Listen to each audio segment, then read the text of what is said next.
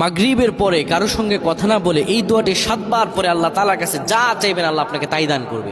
অভাবে আছেন, ঋণগ্রস্ত আছেন, মাথায় টেনশন, ঋণের বোঝা, বাড়িতে থাকতে পারতেছেন না, আল্লাহ সব আপনার পেরেশানি দূর করে দেবে ইনশাআল্লাহ। যদি আপনি আমলটি করতে পারেন, আমল মানুষের জীবন বদলিয়ে দেয়, আমল মানুষের জীবনকে পরিবর্তন করে দেয়। আল্লাহ তাআলা আপনার সব দোয়া কবুল করে নেবেন ইনশাআল্লাহ।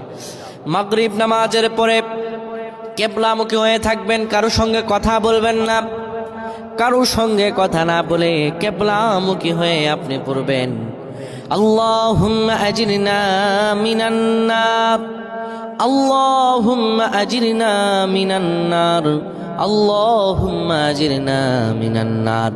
যদি এটি আপনি মাগরিব নামাজের পরে কারোর সঙ্গে কথা না বলে পড়ে 7 বার পরে দুটি হাত তুলে আল্লাহর কাছে দোয়া করেন, আল্লাহ জাহান্নামের আগুন থেকেও বাঁচাবেন এবং আল্লাহ আপনার সব দোয়াগুলো কবুল আর মঞ্জুর করে নেবেন। আল্লাহুম্মা আমিন।